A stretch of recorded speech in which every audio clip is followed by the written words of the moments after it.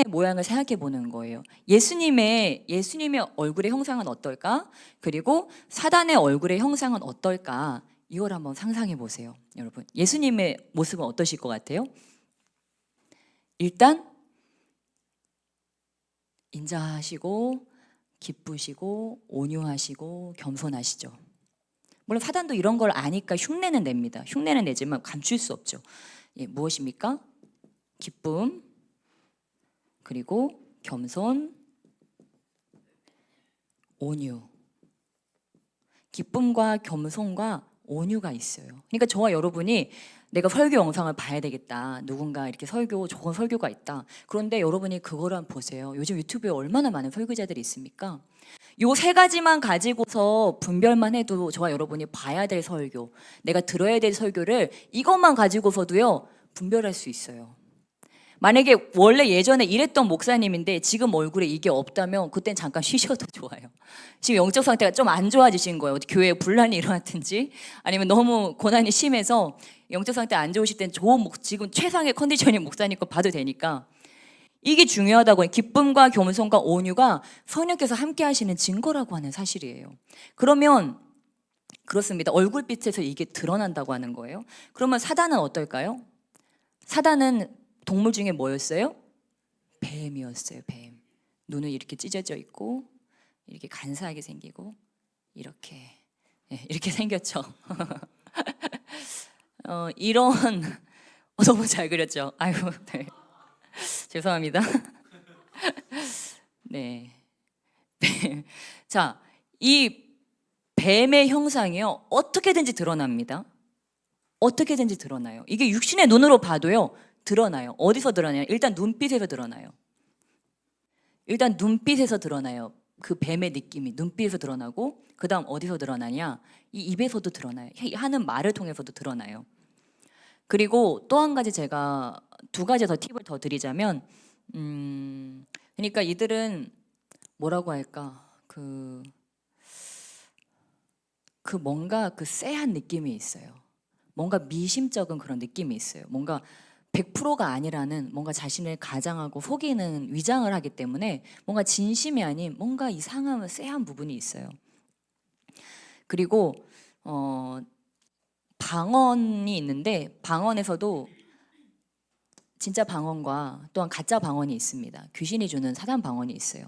사단 방언을 할 때 이런 영을 가지면 이게 진짜 방언이 아니고 혀를 뱀처럼 낼름거려요. 그러니까 저와 여러분도 혹시라도 내가 방언을 하는데 혀가 낼름거려진다. 카우아라바스야라말, 보통 저도 입안에 붙어 있거든요. 그런데 저도 이런 많이 봤어요. 혀를 이러면서 방언을 해요. 혀가 왔다 갔다 해요, 진짜로. 혹시라도 내가 이러면 방언을 다시 받아야 돼요. 지금 방언을 잘못 받은 거예요. 그러니까 방언을 하나님께 다시 올려드리고 다시 받아야 돼요. 그런 식으로 뱀의 방언을 하기도 하고, 저런 무당형을 가진 자들은 성령춤을 추거나 이렇게 막 하면서 이렇게 어떤 몸의 액션을 취하는데 그게 꼭 무당이 굿하는 모습이에요. 우리는 막 성령춤을 추거나 아니면 하나님께 막 임재하실 때 막 이렇게 하잖아요. 그런데 그들은 막 예를 들면 이렇게 한다든지 막 이렇게 한다든지 하면서 조금 달라요. 왜냐면 그게 무당의 영이기 때문에 어쩔 수 없어요. 드러날 수밖에 없어요. 그 온몸에서 그런 게 드러나는 거예요. 그리고 이 성령은 빛이십니다. 빛. 밝아요. 밝고 편안해요. 밝고 편안해요. 그런데 어두우면 어때요? 어둡고, 어두워요. 뭔가 모르게 어둡고 그늘져요. 어둡고 그늘지고, 또 뭔가 좀 이상한, 뭐지? 조금 이상하다, 이런 생각이 들어간다고 하는 거예요. 그럴 때 어떻게 잠깐 멈춰야 돼요. 저와 여러분이 그런 것들을, 그런 신호들을 무시하지 말고 그럴 때는 잠깐 멈춰야 돼요. 그래서 보통 다른 분들은 안 그러시지만 저는 개인적으로 목회를 하면서도 저는 새로 오시는 성도님들도 때로는 두려워요. 왜냐면 한 분이 잘못 들어오셔서 교회를 완전히, 요즘은 신천지들도 있고 막 저기 하기 때문에 딱 보면은 일단 인상을 살피고 성령께 구하면서 그 사람의 말과 행실과 이런 분위기들을 잘 봅니다. 그래서 이 사람과 어떻게 교제해야 되고 어떻게 양육해야 될지, 신천지라도 또 회개시킬 수도 있으니까 아무튼 이제 그런 것들을 저도 분별하면서 나간다고 하는 거예요. 요즘은 분별이 없이는 뭐 목회자는 물론이거니와 평신도를 대할 때도 분별이 없이는 이들을 제대로 대할 수가 없어요. 왜냐면 이들이 교회를 완전히 다 분란시키고 와해시켜 버릴 수도 있기 때문입니다. 그래서 기쁨, 겸손, 온유, 그럼 이들은 어떨까요? 아주 부정적이에요. 부정적이에요. 부정적이고 또한 어떨까요? 교만해요. 그리고 온유의 반대, 혈기. 예. 그런데 여러분, 이 교만과 혈기가요, 막 고개 막 이렇게 들고 다니고, 그리고 막 화내고 다니고, 이러지 않는 교만과 혈기도 있어요. 어떤 종류, 저 여러분이 조금 고급 단계니까 거의 신학생들이 많으시잖아요. 저희가 알아야 될 교만과 혈기는 이거예요. 교만은 어떤 교만이냐? 인본주의. 인본주의가 지금 이 시대 가운데 제일 무서운 교만이에요. 인본주의. 사울이 인본주의에 넘어가지 않았습니까? 인본주의. 그러니까 막 내 앞에서 으스름을 뜨고 막 거드름을 피우고 하지 않아도 그 사람이 인본주의적 가치관을 가지고 신본주의가 아닌, 성령 중심이 아닌 인본주의적 가치관을 가지고 있다. 사람 중심의 가치관을 가지고 있다. 그럼 뭐예요? 교만한 거예요.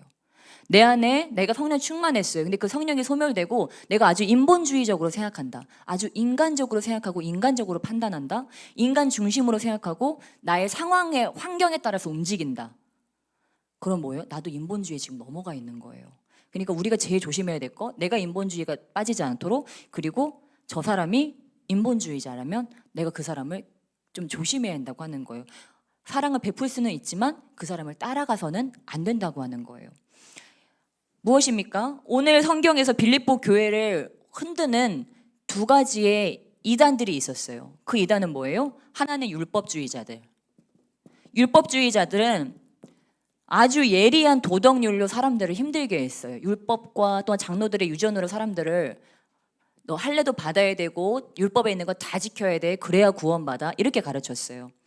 성경을 중요시했지만 성경의 본 뜻과 어떤 믿음 중심의 그런 것이 아니고 그냥 글씨 중심의, 형식 중심의 그러한 것을 했다고 하는 거예요.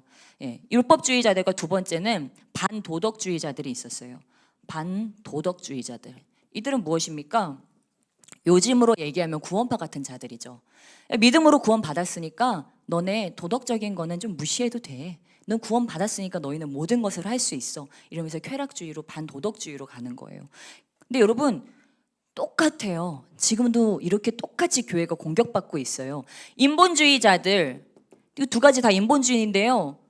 지금도 교회 안에 예수님을 적당히 믿자, 이런 반도덕주의자들, 너네 세상에서 즐길 거 다 즐기면서 예수님 믿을 수 있어, 이렇게 얘기하는 자들이 있고, 또 말씀하면서 그 말씀 안에 뭐지 다 들어있다고 하면서 그 말씀을 삶으로 살아내지는 않으면 말씀만 가르치는 그런 율법주의자들이 있다고 하는 거예요. 이러한 자들은 영지주의라고도 할 수 있습니다. 영지주의자.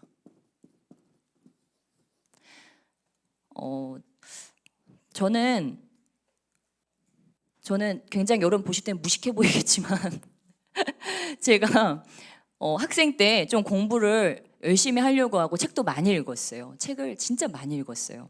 저는 약간 거의 책 중독자일 정도로 선생님이 수업을 하셔도 책을 읽을 정도, 이거는 좀 나쁜 건데 아무튼 책을 그만큼 좋아했어요.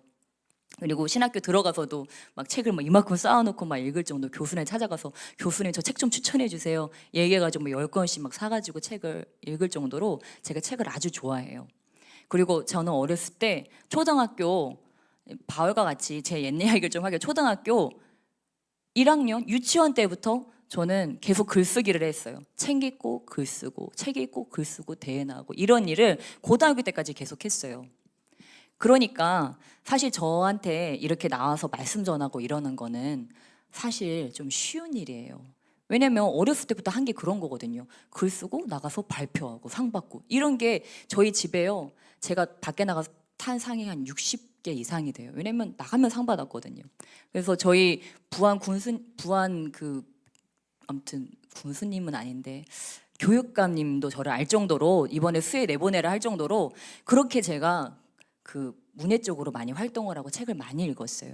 그런데 제가 주님을 믿고 나서 이런 고백을 하게 됐어요. 뭐냐면 우리 빌립보서 우리 3장 7절로 8절 말씀, 7절로 8절 말씀 우리 함께 한 목소리로 읽겠습니다. 시작.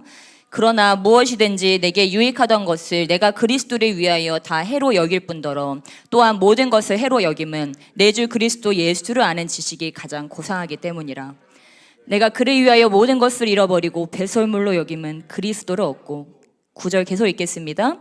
그 안에서 발견되려 함이니 내가 가진 은은 율법에서 난 것이 아니오 오직 그리스도를 믿음으로 말미암은 것이니 그 믿음으로 하나님께로부터 난 의라. 아멘.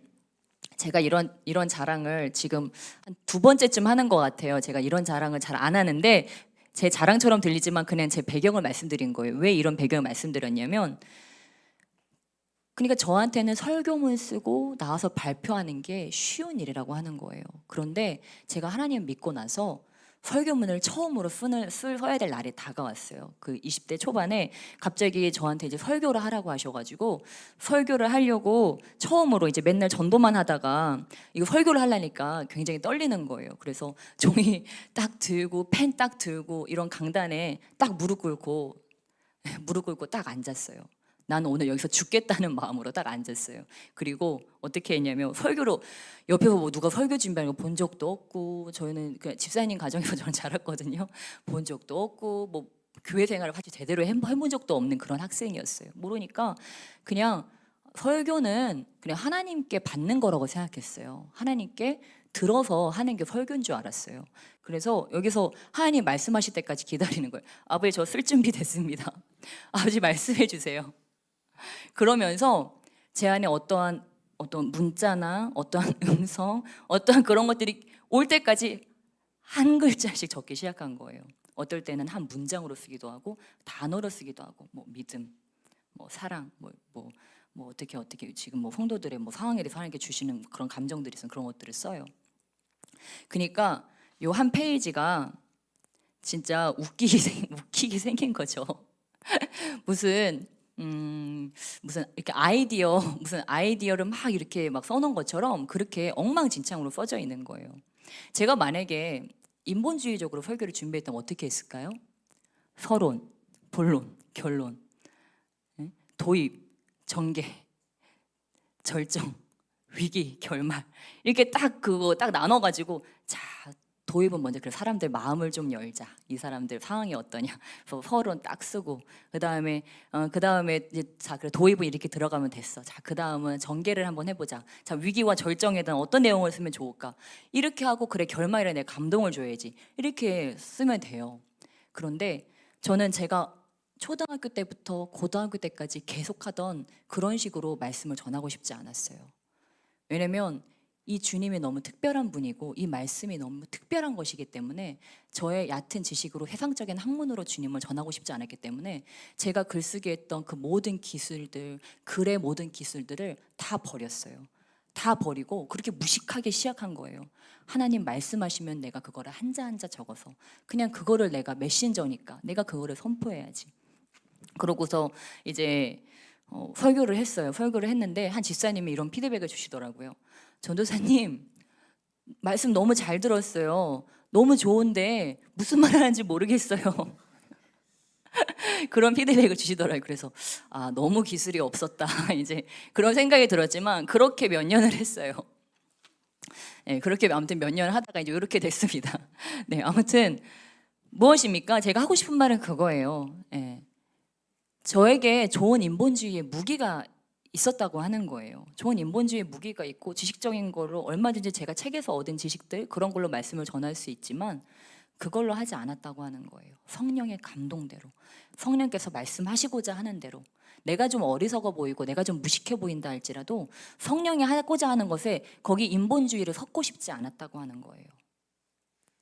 근데 제가 요즘에 많은 설교자들의 설교, 특별히 인본주의자들의 설교를 들으면 거기 마치 성령이 조미료처럼 들어가는 걸 알 수 있어요. 뭐 10%? 5%?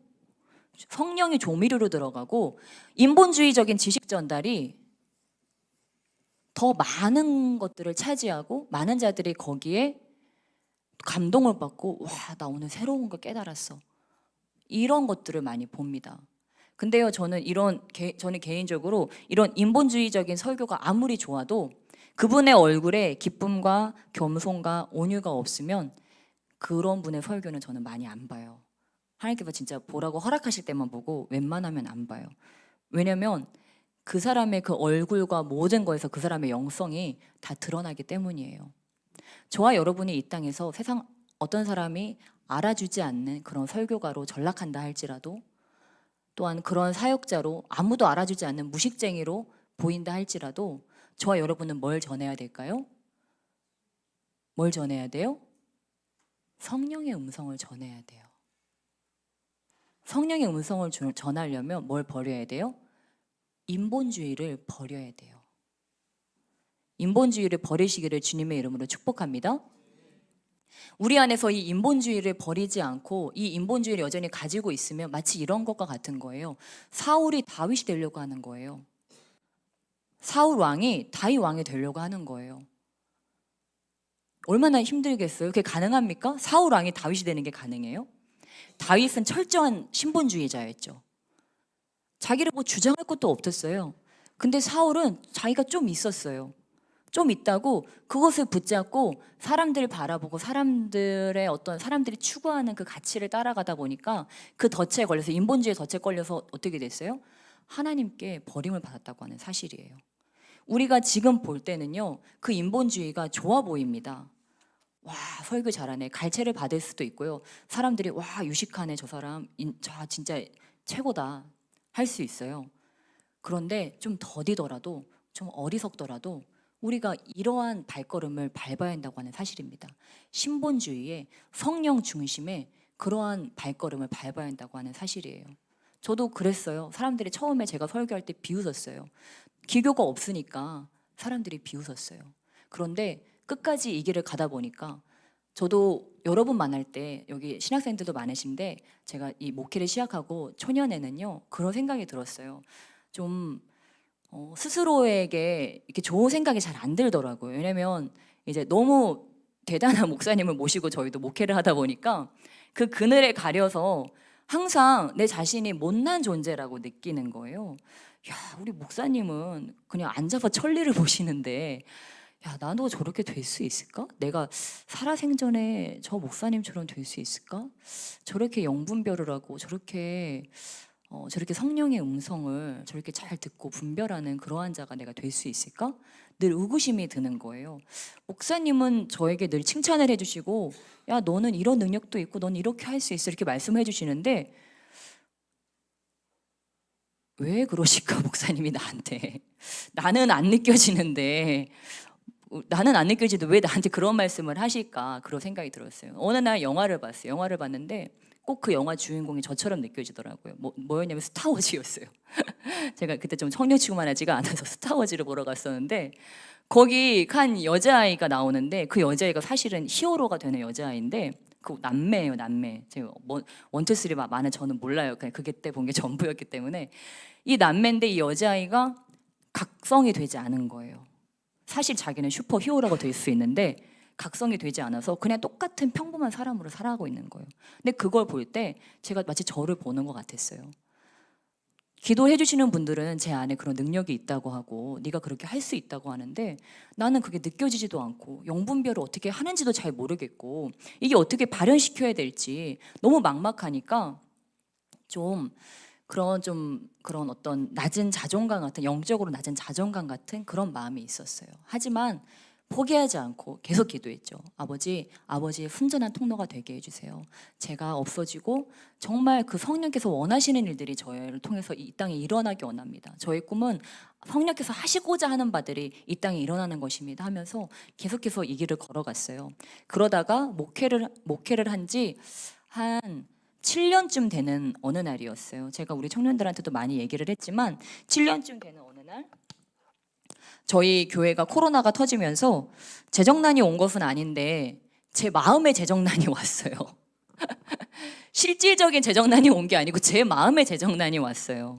왜냐면 당장 교회를 문을 닫아버리니까 교회 세도 내야 되고 유지비도 나가야 되고 다 뭐 성도 관리 뭐 다 나가야 되는데 나가는 건 다 나가는데 아무도 교회 오지 않는 거예요.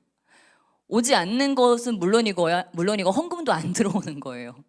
교회 세는 나가야지 오지도 않지 헌금도 안 들어오지. 그러니까 이게 하루하루가 지나가는데 마음이 점점 타들어가더라고요. 그래서 그때부터 이제 저는 네이버 스토어의 꿈을 꾸기 시작했어요. 그래, 앉아서 네이버 스토어를 여는 게 뭐 큰 죄도 아닐 것 같고 나한테 좋은 아이템들이 있으니까 한번 어떤 걸로 하면 좋을까. 근데 그러면서 제 마음 한켠에 드는 마음이 그건 아니지. 응? 나를 하나님 풀타임 사역자로 부르셨는데 그건 아니, 너무 인본주의적이다. 그건 아니다. 라는 생각이 제 마음에 있었는데 계속 두 가지 마음이 싸우는 거예요. 스마트 스토어를 열어? 아니면 좀 참어? 열어 참어. 막 완전히 머리가 터져버릴 것 같은 거예요. 근데 제 안에 양심의 소리가 있잖아요. 이거 성령의 음성이 아니고 제 양심의 소리가 수혜야 너는 돈 벌지 마. 너는 하나님이 너 풀타임 사역자라고 했잖아. 너는 파트타임도 아니고 사모도 아니고 넌 풀타임 사역자. 너 그리고 지금 남편이랑 목회하고 있잖아. 너는 일반 사모가 아니야. 이러면서 제 안에 양심의 소리가 돈 벌지 말러 가라는 그런 양심의 소리가 막 크게 외쳐지는데 진짜 머리가 터져버릴 것 같더라고요. 아 이러다 사람이 미치는 거구나 싶어서 제가 뭐 어디로 가겠습니까? 강단에 가가지고 강단에 가서 이제 그때 제가 강단에 가서 기도하는데 기도를 한 30분쯤 했나 1시간쯤 했나 그런데도 이 돈 걱정이 떠나질 않는 거예요. 보통 한 30분 1시간 정도 기도하면 이게 떠나야 되네 떠나질 않는 거예요. 그래서 제가 거기 그냥 무릎 꿇고 거기 주저앉아 버렸어요. 그냥 엎드렸어요. 엎드려서 이 머리를 붙잡고 제가 하나님 앞에 깨달은 게 바로 그거예요. 이게 오늘 이야기의 중심입니다. 인간의 생각의 끝은 죄구나 라는 것을 저는 그때 뼈저리게 깨달았어요. 저는 제가 꽤 착하다고, 꽤 선하다고, 꽤 지혜롭다고, 꽤 성령 충만하다고 생각했는데 저 같은 사람도 이런 시험과 미혹이 오니까 이 죄가 막 저를 막 집어삼키려고 하더라고요. 그래서 저는 그때 저의 밑바닥을 보면서 인간의 생각의 끝인 죄다라고 하는 거를 너무 여실히 깨달았어요. 그러고서 저는 주님께 저의 자유의지를 그날 드렸습니다. 아버지, 저는 주님께서 저에게 주신 이 자유의지를 잘 사용할 능력이 없다는 것을 저는 오늘 깨달았습니다. 저는 이걸 관리할 능력이 없어요. 제 자유의지를, 이 생각을요, 저는 포기합니다. 저 완전히 저의 주님 앞에 두 손 들었습니다. 저 그냥 생각하기를 포기합니다, 아버지. 저는 생각해봤자 죄라는 걸 저는 오늘 알았습니다. 그러고서 저의 생각을 주님께 드렸어요. 그냥 주님, 이제 주님이 오셔서 생각하세요. 전 이제 생각 안 할게요. 그러고서 간절히 주님을 간구한 순간 성령께서 저에게 춤을 추라고 하셔서 그때 처음 제가 성령에 붙들려서 성령 춤을 그날 췄어요. 췄는데 처음에는 발이 움직이기 시작하더니 나중에는 성령께서 제 온몸을 다 붙잡고 다 움직이기 시작하셨어요. 근데 그게 무슨 의미냐 지금 생각해 보니까 지금도 제가 한 번씩 성령에 붙들려서 춤을 추는데 그게 뭐냐면 축사였어요, 여러분. 제가 여러분의 성령춤에 대해서 많이 말씀을 드립니다. 그런데 성령춤은요, 제가 볼 때 가장 강력한 축사예요. 왜냐면 하나님께서 하나님의 영에 감동되어서 하나님의 영이 이끄시는 대로 우리가 우리의 몸을 움직이거나 우리의 어떤 경배를 드리잖아요. 그러면 그 뇌와 나의 모든 것들을 성령께서 주관하시거든요. 그럼 빛이 주관하면 어떻게 될까요? 어둠이 다 쫓겨 나갑니다. 그래서 우리 교회에서 막 뛰면서 찬양하고 막 손뼉 치면서 발로 구르면서 찬양하는 이유가 그런 이유 때문이에요. 성령 안에 성령 충만해서 우리가 몸을 움직이고 큰 모션을 취하고 성령에 취해서 우리가 그런 것들을 행할 때 우리 뇌와 우리 몸과 세포들 이런 것들을 붙잡고 있는 악한 영들이요 쫓겨나간다고 하는 거예요. 여러분 보셔서 경험하셔서 아시겠지만 악한 영들 다 한 데 숨어 있는 게 아니에요. 우리 몸에 숨어 있어요. 근데 우리 몸이 빛이 움직이시는 대로 우리가 몸을 움직이면 우리의 몸이 거기 움직이면서 그 어둠들이 다 쫓겨나가 버린다고 하는 사실이에요. 그래서 성령 춤을 한 40분 정도 제가 성령에 이끌려서 춤을 추고 난 다음에 와 진짜 신기하게 스마트 스토어 생각이 진짜 1%도 나지 않는 거예요. 하나도 나지 않았어요. 갑자기 마음이 평안해지면서 막 기쁘면서 이제는 내 안에 문제가 아무것도 해결되지 않았는데 문제가 아무것도 없는 거예요. 그래서 그냥 아주 편안하게 이제 저희 이제 목양실로 돌아왔죠. 그때는 목양실 살고 있었으니까요. 그래서 저와 여러분이 이 성령 충만을 유지하기 위해서는 오늘 말씀 빌립보서 말씀 그리고 데살로니가전서 5장 말씀에서도 말씀하시지만 그것과 함께 가는 말씀인데 항상 기뻐하라 쉬지 말고 기도하라 범사에 감사하라. 예, 이것이 그리스도 안에서 너희를 향한 하나님의 뜻이니라. 그 위에 어떤 말씀이 있습니까? 성령을 소멸하지 말고 그런 말씀이 있는데 저와 여러분이 성령 안에서 이러한 죄된 생각들로 성령을 소멸합니다. 소멸할 때가 있습니다. 바울도 그렇게 얘기한 건 성령 충만한데 성령을 소멸할 때가 있기 때문이에요. 그러면 저와 여러분의 성령 충만 받는 법도 알아야 되지만 성령을 소멸하지 않는 법 그리고 소멸됐을 때 다시 충만 받는 법 이런 거에 대해서 잘 알아야 되는데 제가 지금 여러분께 그 과정을 다시 한번 말씀드리고자 이러한 것을 말씀드린 겁니다. 제가 이것을 얘기한 거는요 우리 안에 인본주의가 패배하는 날이 있어야 된다고 하는 사실이에요. 바울이요 오늘 지금 이야기합니다. 처음에 한 얘기가 그거예요. 우리 빌립보서 3장 우리 3절로 5절 말씀 3절로 6절까지 보게 바울이 원래 어떤 자였나 바울의 이런 자기의 의와 또한 인본주의를 자랑할 만한 것들이 나옵니다. 3절로 6절 함께 읽겠습니다. 시작. 하나님의 성령으로 봉사하며 그리스도 예수로 자랑하고 육체를 신뢰하지 아니하는 우리가 곧 할례파라. 그러나 나도 육체를 신뢰할 만하며 만일 누구든지 다른 이가 육체를 신뢰할 것이 있는 줄로 생각하면 나는 더욱 그러하리니 나는 8일 만에 할례를 받고 이스라엘 족속이요 베냐민 지파요 히브리인 중에 히브리인이요 율법으로는 바리새인이요 열심으로는 교회를 박해하고 율법의 의로는 흠이 없는 자라. 아멘. 예, 그러니까 정말 열심히 있고 율법의 의로 흠이 없던 율법주의자의 최고봉이 바로 바울이었다고 하는 사실입니다. 말씀도 아주 잘 전하고 말씀을 그냥 능수능란하게 갖고 놀 수 있을 정도로 예, 그러한 자가 바로 바울이었다고 하는 것입니다. 자신의 몸에 그리스도가 함께한다는 증거도 있고 정말 내노라 해서 사람들이 다 알아줄 만한 그런 사역자였는데 그러한 자가 어떻게 했습니까? 우리 7절로 8절 말씀 함께 읽겠습니다. 시작. 그러나 무엇이든지 내게 유익하던 것을 내가 그리스도를 위하여 다 해로 여길 뿐더러 또한 모든 것을 해로 여김은 내 주 그리스도 예수를 아는 지식이 가장 고상하기 때문이라. 내가 그를 위하여 모든 것을 잃어버리고 배설물로 여김은 그리스도를 얻고. 아멘. 예.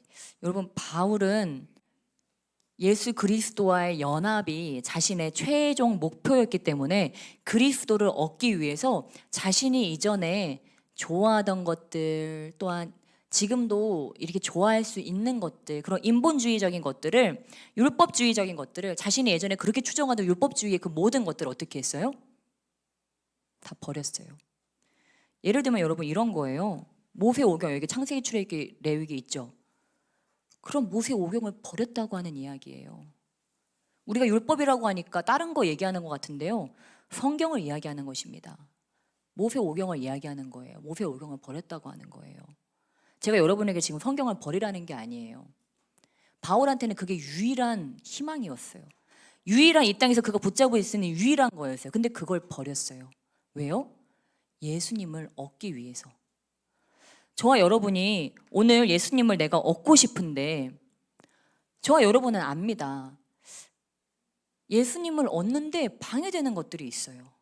방해되는 생각들이 있고 예수님보다 아니야, 내가 예수님보다 더 중요해라고 하면서 떠오르는 것들이 있어요. 우리는 그것을 어떻게 처리해야 될 것인가에 대한 답이 있어야 한다고 하는 거예요. 그리고 저와 여러분이 예를 들어서 오늘 성령 충만 받았어요? 성령 충만 받았어요. 그 다음에 뭐가 중요할까요? 그걸 유지하는 게 중요해요. 나 성령 충만 받았다가 중요한 게 아니에요. 그걸 유지하는 게 중요해요. 왜냐면 내가 오늘 성령 충만 받은 만큼 공격이 그만큼 더 세게 올 거거든요, 앞으로. 그러면요, 나는 더 악한 사람도 될 수 있어요. 많은 사람들이 교회를 욕하고 예수 믿는 사람들이 욕하는데 전 그 중에 이유 중에 하나가 예수님 믿는 사람들이 하나님께 너무 큰 사랑을 받고 나서 특권의식에 젖어서 모든 것을 자기중심적으로 판단하고 자기중심적으로 행동하다 보니까 다른 사람들이 많이 상처를 받게 된다고 생각해요. 그거는 잘못된 성령 충만이죠. 자기 충만이죠. 왜 그렇게 됩니까? 축사와 재충만이 일어나지 않았기 때문이에요. 저는 개인적으로 권면합니다. 저는 목사잖아요. 목사인데도 기도할 때마다 저는 축사가 필요해요. 축사와 그러니까 귀신을 쫓아내고 악한 생각을 내어 쫓고 성령의 재충만이 저는 매 기도 때마다 필요해요. 그럼 과연 저만 그럴까요? 옆에 있는 분들 쳐다보세요. 이 사람도 필요하지 않을까? 네, 이 사람도 필요하지 않을까? 아멘. 우리 모두가 필요한 줄 믿습니다. 예, 여러분 매일 축사와 재충만이 필요하다고 하는 사실이에요. 저도요 오늘 이렇게 예배 드리고 나서 집에 가서 막 행복합니다. 주님 오늘 예배 잘 드리셔서 주님 감사합니다. 그리고 아침에 일어났는데 막 또 아침에 막 애들 등원시켜야 되고 등원시켰는데 갔는데 담임 선생님이 나를 째려보고 왜 또 늦었냐 이런 눈 쳐다보면 또 담임 선생님이 또 용서해야 되고 내 사정도 있는데 막 애 안에 수많은 핑계들이 올라오지만 수혜야 핑계 대지 마. 이제 막 그러면서 저도 영적 전쟁이 시작돼요. 그러면 도대체 어떻게 해야 되는 것인가? 나는 다른 엄마들이랑 다른데 나는 어떻게 해야 되는 것인가? 이런 아주 개인적인 이런 고민을 하며 저도 살아가는데 무엇입니까? 아무리 오늘 성령 충만했어도 무슨 기적과 이사가 나타났어도 다음날 되면 또 공격들이 들어온다고 하는 거예요. 그러면요 우리가 막 두들겨 맞고 막 생각도 정신없고 막 혼미해져가지고 이걸 어떻게 해야 되냐 막 고민도 될 때가 있어요. 그래서 어쨌든 기도 자리에 옵니다. 약속이니까 아버지하고 기도 자리에 와가지고 기도하는데 막 이 생각 저 생각이 막 떠오르는 거예요. 그러면 어떻게 합니까? 생각들을 쳐내고 아버지 주님 한 분밖에 없습니다. 막 기도하면서 이것들을 쳐내다가 성령님 도와주세요. 성령께서 이끄시는 기도를 하기 원합니다. 성령에 사로잡히기 원합니다. 아버지 내가 바라보고 이 문제들이 아니고 아버지의 마음이 어디 있는가 내가 집중할 것에 집중하게 하시고 아버지 눈에 보이는 것들이 아니고 영혼을 바라보게 하시고 내가 지금 오늘 해야 될 것 지금 없어지는 것들 썩어질 것들이 아니고 영원한 것들을 바라보고 아버지 오늘 그것을 기도하기 원합니다. 나의 생각을 주에 붙잡아 주시고 주관하여 주시고 주님이 원하시는 곳에 원하시는 모습으로 내가 늘 준비될 수 있도록 주여 나를 붙들어 주세요. 나를 인도해 주세요. 이렇게 막 기도를 합니다. 기도하다 보면요 아까는 분명히 근심에 쌓였는데 어떤 기도하다가 어떤 순간 돌파가 일어나요. 그럼 아까는 슬펐는데 낙심이 됐는데 담임 선생님 미웠는데 갑자기 끝나고 나서 웃음이 나는 거예요. 막 축복이 되는 거예요. 뭐가 된 거예요? 영적으로 승리한 거예요. 축사가 된 거예요. 그러니까 저와 여러분은 언제까지 이걸 기도를 해야 돼요? 그러고 제가 깜짝 놀랐네. 저 죽을 때까지 해야 되는데 축사가 일어날 때까지 축사가 일어나고 생각에 영적 전환이 일어날 때까지 기도를 해야 한다고 하는 사실. 저와 여러분이 기도하러 왔어요. 근데 오늘따라 기도도 안 되고 잡생각도 해도 미용실도 가야 되고 손톱도 잘라야 되고 옷도 사러 가야 되고 오늘 헤어샵 예약도 해놨고 오늘 누구랑 옷 사러 가야 되고 막 이런 것들이 있어요. 오늘 애인이랑 데이트 있고 뭐 입고 갈까 오늘 데이트 가는데 이런 여러 가지 잡생각들이 떠오른다고 하는 사실이에요. 무엇입니까? 그때마다 이런 생각의 전환이 일어난다고 하는 사실입니다. 그래서 내가 울면서 진짜 이러고 왔어요. 막 이러고 터덜터덜 교회 기도하러 왔어요. 여러분의 기도처로 들어갔어요. 근데 기도가 끝날 때는 저와 여러분이요 웃어야 된다고 하는 사실이에요. 옆에 계신 분들에게 축복하며 나가시겠습니다. 우리 기도하고 웃읍시다. 아멘. 그러니까요, 사도 바울이 빌립보 교회에 계속 이렇게 말씀하십니다. 3장 1절 말씀 함께 읽겠습니다. 3장 1절 말씀 함께 읽겠습니다. 시작. 끝으로 나의 형제들아, 주 안에서 기뻐하라. 너희에게 같은 말을 쓰는 것이 내게는 수고로움이 없고 너희에게는 안전하니라. 아멘. 데살로니가 전서 우리 5장 너무 중요해서 다시 한번 데살로니가 5장 우리 16절로 우리 23절까지 우리 함께 읽겠습니다. 데살로니가 전서 5장 16절로 23절까지 말씀.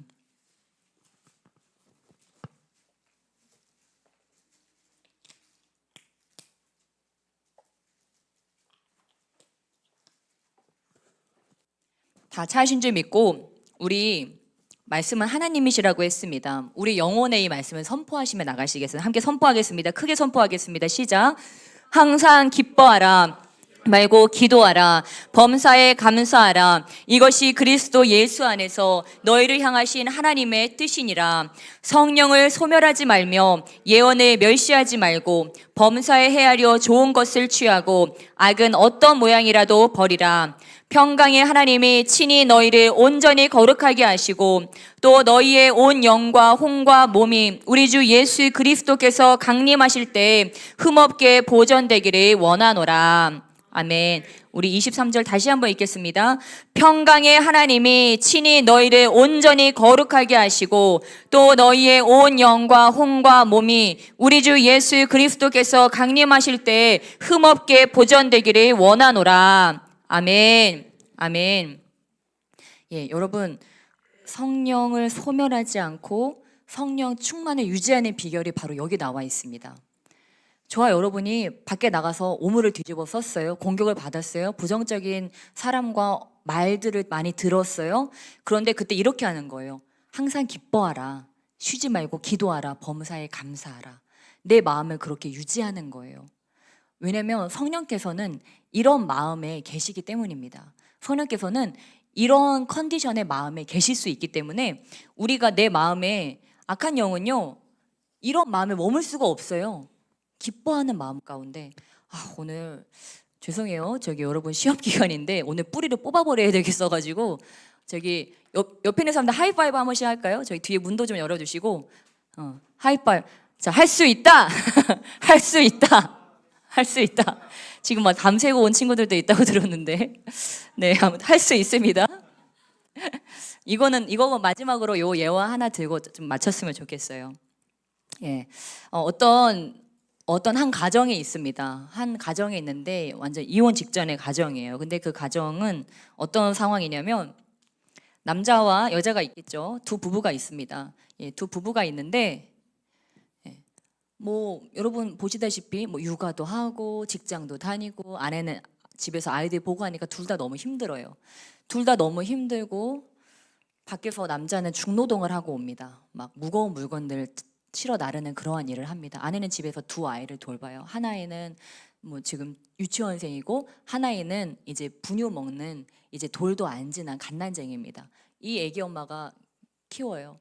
그러고서 이제 애기 아빠가 집에 들어옵니다. 애기 아빠가 밥을 막 해주고 있어요. 근데 애기 엄마는 첫째 돌보지, 둘째 분유 먹이지, 막 애기 아빠가 밥을 하는 걸 기다리고 있어요. 근데 애기 아빠가 이날은 좀 잘 보이고 싶었는지 막 요리를 막 여러 가지를 막 차리고 있는 거예요. 여러 가지를 차리고 있어서 이 애기 엄마가 기다리다가 지쳤어요. 한 2시간을 거의 밥을 했나 봐요. 남편은 너무 사랑해서 밥을 해주는데 아무튼 지금 그러고 막 집 정리도 막 안 돼가지고 아내는 지금 빨리 밥 먹고 집 정리도 해야지, 애들도 재워야지, 마음이 바빠요. 그러다가 참다가 밥이 왜 이렇게 늦었어? 불평을 하는 거예요. 그러고 이제 그 남편한테 계속 기다리는 동안 계속 화가 쌓인 거예요. 근데 사실 이미 화가 나 있었어요. 아이들을 돌보면서 너무 힘들고 지쳐서 이미 화가 나 있는 상태였는데 남편이 들어와서 화낼 거리를 만들어줬죠. 밥을 만드는데 맛있게 만들긴 했지만 너무 시간이 오래 걸려서 화가 더 많이 났어요. 그래서 남편 힘들게 일하고 들어와서 밥을 차렸어요. 남편 입장에서 보면 남편도 굉장히 최선을 다했어요. 중노동을 하고 와서 집에 와서 뭐 간단하게 좀 먹으면 좋은데 내가 또 밥을 다 해서 가족들을 먹여야 되니까 남편 입장에서도 최선을 다했어요. 제가 볼 때는 아내도 최선을 다했고 남편도 최선을 다했어요. 둘 다 칭찬받아 마땅해요. 그런데 둘의 표정이요. 이러고 있어요. 둘 다 심통이 나 있어요. 서로를 향해서 심통이 나 있어요. 너는 애를 보면서 집이 왜 이 모양이냐, 이런 식으로 심통이 나 있고, 나한테 좀 쉴 틈을 줘라, 남편은 이런 마음을 가지고 심통이 나 있고, 이 아내는 왜 이렇게 밥 차리는 시간이 오래 걸리냐, 그리고 너는 밥만 차리지 말고 집에 왔으니까 일을 더 해라, 이제 너는 힘이 좋지 않냐, 일을 더 해라, 너만이 할 수 있는 일이 있다, 이제 이러고서 서로가 이제 최선을 다하고 있음에도 불구하고 서로에게 더 바라고 또 불만과 불평이 가득해서 입이 막 이만큼 나와 있어요. 밥 먹다가 굉장히 맛있는 음식이니까, 그래도 고생했으니까 고생했어요, 맛있네요, 닭도리탕 하면서 먹을 수 있는데 칭찬 한마디도 없고 그냥 막 불평만 나가는 거예요. 저는 그 모습을 보면서 마치 저의 모습을 보는 것처럼 느껴졌어요. 나도 집에서 저럴 때가 있을 수 있겠다. 무슨 말입니까? 우리 모두는 최선을 다하고 있어요. 옆에 있는 분들께 축복하며 나가시겠습니다. 오늘도 최선을 다해서 고생 많았습니다. 아멘.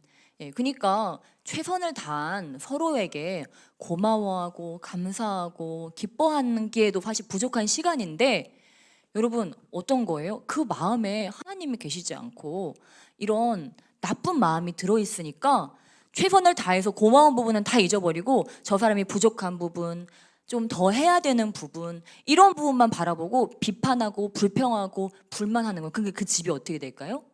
지옥이 되고 그 사람들 입에서 나오는 말들은 지옥불이 돼서 나가서 아이들을 상처 주고 아이들의 영혼을 파괴시키는 것들을 볼 수 있었어요. 그걸 보면서 얼마나 무서웠는지 몰라요. 그래, 이게 우리가 많이 하는 그러한 모습들이구나. 우리 모두는 다 최선을 다하고 있고 나름대로 열심히 살아가고 있는데, 우리가 그것들에 대해서 나 스스로가 또한 서로에게 기뻐하고 감사해하고 고마워하고 수고한 것에 대해서 당신 이렇게 힘들게 들어왔는데 이렇게 집안일도 신경 써주고 너무 고마워. 근데 사실 저도 일도 하고 육아도 해보지만 사실 목회가 힘들까요? 육아가 힘들까요? 저는 육아가 더 힘들어요. 아무튼 그래서 너 목회할래? 육아하려면 저는 100% 저는 목회. 그래도 내가 성도들을 데리고 자진 않잖아, 그렇지? 기저귀 갈아주진 않잖아. 아무튼 그리고 성도들이 아무리 저기 성교회 돼도 내가 집에 갈 때는 빠이빠이 하고 갈 수 있는데, 이거는 24시간이고 새벽에도 일어나서 나를 불러대고 이러니까 잘 때도 계속 엄마 안아줘, 엄마 안아줘, 계속 이러거든요. 그러면 그때마다 제가 사랑해 널 낳길 참 잘했어, 사랑해 이러면서 사랑을 또 해줘야 되거든요. 아무튼 그만큼 제가 육아 너무 행복하고 너무 감사하지만, 이 힘든 걸로 따지자면 저는 바깥에 나가서 일하시는 돈 벌어오시는 남자분들이 좀 훨씬 낫다고 생각하거든요. 하루만 바꿔서 해보면 깨달을 거예요, 남자분들이. 요즘은 근데 다 알잖아요, 그렇죠? 남자분들도 요즘 다 아시는데, 너 고생했다. 차라리 밖에 나가서 돈 벌어오는 게 쉽지. 너 집에서 이러고 있는 게 더 힘들다는 거 내가 안다. 너 진짜 고생했다. 사실 이렇게 얘기해야 되는데, 아니 집에만 있었으면서 집이 왜 이 모양이야? 밥도 딱 차려놓고 그럼 얼마나 좋아. 이런 쓸데없는 이야기를 이렇게 하는 경우가 있다고 하는 거예요. 무엇입니까? 이게 서로 최선을 다하고 있는데 불구하고 서로에 대해 수고한 부분은 몰라주고 자기 주장만 하고, 그러다 보니까 서로에게 상처만 주고 지옥이 돼버린다고. 그러면 여러분, 반대로 저와 여러분이 천국 같은 삶을 만들려면 어떻게 해야 될까요? 여러분이 한번 거기 들어가 보세요. 아내와 남편이 돼보세요. 집에 들어올 때, 또한 아이들을 돌볼 때, 남편이 왔을 때 어떻게 해야 될까요? 아이들을 돌볼 때 너는 왜 이렇게 사랑스럽니? 너랑 함께해서 너무 기쁘다. 어떻게 똥도 이렇게 이쁘게 잘 싸니? 밥도 잘 먹네. 아유, 소리를 잘 지르는 거 보니까 너는 앞으로 크게 될 사람이구나. 이러면서 기뻐하면서 할 수 있다는 거예요. 똑같은 것도 내 안에 문제가 해결되느냐 해결되지 않느냐에 따라서 달리 보인다고 하는 거예요. 남편이 들어왔어요. 그러면 그렇게 힘들었는데 정말 고마워. 딴 데 안 가고 이 집으로 들어와줘서 고마워. 그리고 밥도 차려주고 진짜 고마워. 이게 고맙다고 얘기해 주는 거예요. 그러면 또 남편은 어때요? 남편도 집에 들어오자마자 환하게 웃으면서 얼마나 보고 싶었는지 몰라. 막 저희 목사님들이 밖에 나갔다 들어오시면 얼마나 환하게 웃으시는지 몰라요. 정말 환하게 웃으시면서 돌아와요. 왜냐면 밖에 갔다가 집에 들어오면 그 천국에 온 것 같은 느낌이거든요. 왜냐면 천사들이 기다리고 있어가지고. 저 천사, 우리 아이들이 천사, 또 목사님 천사가 기다리기 때문에 밖에 나갔다가 들어오면 천사 3명이 기다리고 있어요. 그러면 막 환하게 웃으면서 우리 천사들 하면서 들어갑니다. 예. 이렇게 들어가서 와 우리 천사들 하면서 사랑하고 이뻐해주고 그러느라고 시간이 가는 거예요. 기뻐하고 감사하고. 제가 힘들면 어떻게 한다고? 저 옛날에 힘들면요 이것 좀 하면 안 돼 그랬거든요. 요즘에는 어떻게 한다고요? 사라바 카오라바스야라 말들이리리리 쉬지 말고 기도한 카오라바스. 제가 혹시 여기서 뭐 하다가 방언하면은 그 놀라지 마세요. 그 제 습관이니까.